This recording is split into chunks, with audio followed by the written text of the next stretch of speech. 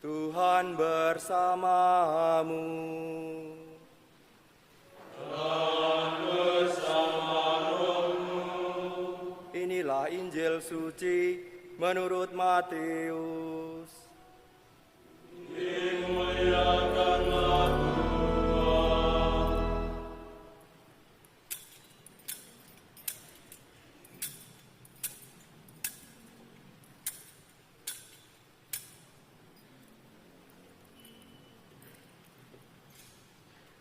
Setelah orang-orang Majus yang mengunjungi bayi Yesus di Betlehem pulang, tampak malaikat Tuhan kepada Yusuf dalam mimpi. Malaikat itu berkata, "Bangunlah, ambillah anak itu serta ibunya. Larilah ke Mesir dan tinggallah di sana sampai aku berfirman kepadamu, karena Raja Herodes akan mencari anak itu untuk dibunuh." Maka Yusuf pun bangun. Malam itu juga diambilnya anak itu serta ibunya, lalu menyingkir ke Mesir dan tinggal di sana hingga Herodes mati. Hal itu terjadi supaya genaplah yang difirmankan Tuhan lewat nabinya, "Dari Mesir kupanggil anakku." Setelah Herodes mati, tampak malaikat Tuhan kepada Yusuf di Mesir dalam mimpi. Kata malaikat itu, "Bangunlah, ambillah anak itu serta ibunya, dan berangkatlah ke tanah Israel, karena mereka yang hendak membunuh anak itu sudah mati." Lalu Yusuf pun bangun. Diambilnya anak itu serta ibunya, dan pergilah mereka ke tanah Israel. Tetapi setelah mendengar bahwa Arkelaus menjadi raja di Yudea menggantikan Herodes, ayahnya, Yusuf takut ke sana. Setelah dinasihati dalam mimpi, pergilah Yusuf ke daerah Galilea. Setibanya di sana, ia tinggal di sebuah kota yang bernama Nazaret. Hal itu terjadi supaya genaplah firman yang disampaikan oleh nabi-nabi bahwa ia akan disebut orang Nazaret. Demikianlah sabda Tuhan.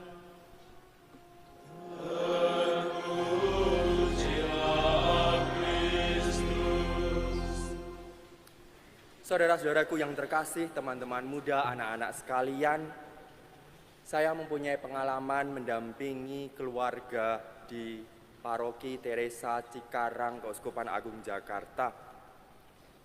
Kalau kita dalam membuat homili ini, ketika saya merefleksikan bacaan pertama dari sirah, saya menemukan relevansinya. Keluarga ini adalah keluarga muda. Keluarga muda Cikarang itu UMR-nya termasuk tinggi se-Indonesia, bahkan mengungguli DKI Jakarta. Nah, keluarga ini memang hidup tidak berkekurangan, tapi juga tidak berkelimpahan. Biasa-biasa saja. Suaminya baru saja dirumahkan atau diberhentikan ya dari suatu industri manufaktur begitu. Dan dia sedang memasuki pekerjaan baru yang tentu saja tidak sangat settle, tidak sangat aman. Ibunya atau orang tuanya dari pihak laki-laki ini juga sakit-sakitan, kena glukoma, semacam itulah. Kemudian anaknya yang masih kecil itu juga menderita sepertinya kelainan penglihatan dari sejak kecil, semacam katarak kalau tidak salah, dan dua-duanya, sehingga itu butuh pengobatan yang luar biasa untuk menghilangkan selaput penutup itu. Dan hebatnya ya, meskipun keluarga muda ini juga seperti keluarga biasa ya, artinya suami juga seringkali mengeluh capek gitu ya, karena harus cuti ke sana kemari untuk mengantar berobat baik ibunya maupun anaknya yang masih di bawah 1 tahun. Dan itu konsekuensinya pasti jelas, karena baru mendapat pekerjaan, tentu dia tidak nyaman juga, dan pasti ada konsekuensinya, dipotong ya, entah itu uang transport atau sebagainya. Jadi keluarga ini sangat berjuang di sana sini. Tetapi dalam sebuah kunjungan yang saya lakukan ke rumah keluarga ini gitu ya, ketika itu si suami berkata kepada saya, "Romo, memang banyak orang bilang keluarga kami tidak baik-baik saja. ekonomi juga sedang sulit, apalagi ditambah kondisi fisik dari ibu dan anak saya yang tidak baik gitu, sehingga keluarga-keluarga lain kadang-kadang juga bukannya menaruh iba tetapi malah menyingkiri. Tetapi justru si suami ini berkata, keluarga kami baik-baik saja saat ini dan saya masih sanggup memimpin keluarga ini. Saya rasa ini kalimat yang sederhana dari seorang suami yang mungkin pasti akan lelah ya menghadapi situasi ini. Tetapi kalimat itu, Romo kami mau bertahan, itu luar biasa. Coba kalau saya gitu ya, yang tidak pernah menikah, yang tidak pernah punya masalah sebegitu pelik seperti itu, mungkin kalimat lain yang meluncur dari mulut saya bisa jadi sumpah serapah dan sebagainya. Dalam pengalaman itu saya ingin menggarisbawahi bahwa itulah yang sangat kudus bagi saya dalam dunia sekarang ini, karena mereka tetap bisa makan bersama, tetap bisa pergi misa bersama, berdoa bersama, walaupun mungkin singkat, tetapi itu yang saling meneguhkan relasi satu sama lain. Meskipun ketika saya kunjungan ke sana, air mata si ibu dan si istri itu tidak henti-hentinya jatuh, menangis maksud saya. Keluarga ini memang tidak ideal secara fisik, tetapi secara mental, secara rohani bagi saya sungguh sangat nyata kasihnya. Dan disitulah Allah hadir. Bukankah ini ringkasan dari seluruh bacaan yang kita dengar hari ini, 3 bacaan. Mari kita lihat bersama-sama, teman-teman, Bapak, Ibu, Saudara-saudari. Kitab Sirah itu berbicara sangat konkret dalam bacaan pertama, realistis yang dihadapi keluarga. Mungkin Anda ada yang menjadi single mother, single father. Mungkin ada anak juga yang tidak betah di rumah karena keluarganya tidak ideal. Tidak masalah. Tetapi kebijaksanaan yang dikatakan dalam Sirat mengajarkan kebijaksanaan hidup sehari-hari. Berusahalah menghormati orang tua, bukan karena mereka selalu di posisi level yang benar, bukan karena mereka sempurna, melainkan apa?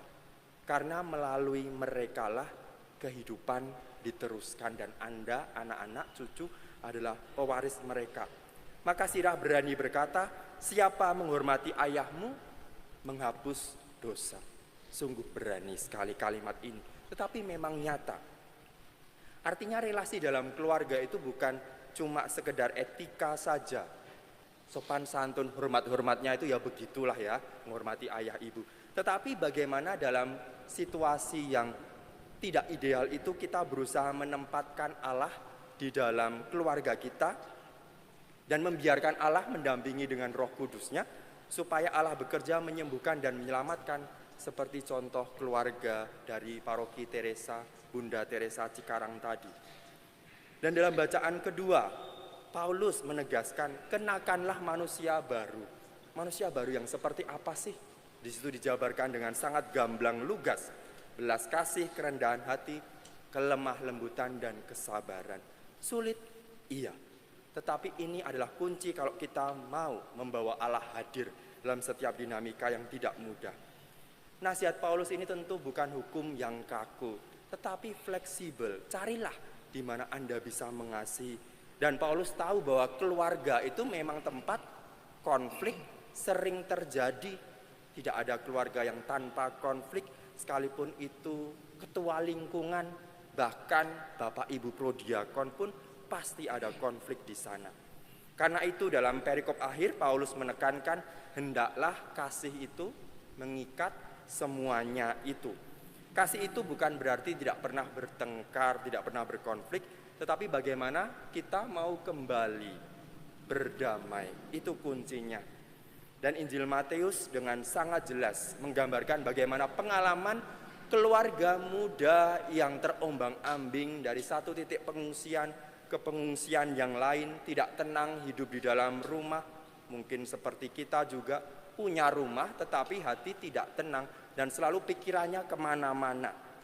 Mungkin kita seperti ingin mengungsi hati kita karena keluarga kita tidak pernah damai dalam arti yang luas. Dikatakan dalam Injil Matius, Yusuf harus bangun tengah malam Maria harus menimang menggendong bayi, Yesus harus melarikan diri bersama kedua orang tuanya dari ancaman maut, Herodes dan maupun penerus-penerusnya. Maka pesan Injilnya begitu kuat. Sekali lagi, saudara-saudari, teman-teman muda, keluarga yang ada di sini, kekudusan tidak diukur dari ideal, tidak pernah diukur dari kenyamanan, tetapi seberapa Anda mengikat pinggang Anda dalam relasi keluarga, dalam setia terhadap badai yang tidak mudah. Allah hadir bukan semata-mata ketika kondisinya aman, tentram, tetapi justru ketika Anda berusaha menegangkan relasi di tengah ketidakpastian itu. Maka benang merah 3 bacaan yang kita dengarkan ini sangat jelas. Sirah mengatakan kasih dan hormat menghormati itu menyembuhkan relasi yang mungkin hampir punah di masa kini. Dan surat Paulus dari Kolose menekankan kasih itu mampu mengikat segala perbedaan. Dan Injil mau menggarisbawahi kedua bacaan itu dengan mengokohkan kasih bertahan di tengah segala ancaman. Dan saudara-saudari semuanya hanya berpuncak pada satu kebenaran. Apa itu? Bahwa kasih dalam keluarga adalah tanda nyata bahwa Allah mau hadir. Allah bukan hanya hadir di palungan seperti dalam homili saya malam Natal, tetapi palungan itu adalah hati Anda. Apakah hati Anda menjadi tempat Allah mau hadir, Allah menyertai? Banyak orang muda yang berkata, aku tidak suka di rumah, keluargaku tidak mencintaiku karena aku tidak menjadi yang ideal seperti yang diharapkan orang tua. Maka lalu WA group itu seringkali di-mute saja, lewat begitu saja. Tetapi percayalah teman-teman muda bahwa orang tua Anda sangat mengasihi Anda, dan bukan saling mendiamkan itu menjadi kuncinya, tetapi berusahalah berelasi, berusahalah berbicara. Ingat, keluarga tidak menuntut Anda sempurna dan Allah sama sekali juga tidak menuntut Anda sempurna, tetapi bertahanlah di sana karena Kolose mengatakan bertahanlah, kasih itu sempurna. Untuk keluarga, suami yang kadang-kadang lelah, penghasilan segitu-segitu saja, pulang membawa seleri, mungkin selerinya tidak begitu diharapkan oleh sang istri karena tidak mencukupi kebutuhan sebulan. Tapi sebagai istri berusahalah tersenyum, menerima semua itu dan pandailah mengelola keuangan. Istri juga barangkali sambil bekerja, juga lelah perlu menyiapkan ini itu dalam rumah tangga. Carilah waktu makan bersama, duduk bersama, ngobrol bersama, peluklah suami Anda, peluklah anak Anda. Karena di sana Anda sedang belajar menjadi kudus dalam konteks yang real. Saudara-saudari, mari kita pulang dengan satu komitmen sederhana, lebih sabar di rumah, lebih setia untuk mendengarkan, dan lebih cepat mengampuni. Semoga keluarga kita menjadi tempat segala luka dan harapan disembuhkan dan dimunculkan, sehingga menjadikan tempat Allah betah tinggal dalam keluarga Anda, dalam komunitas Anda.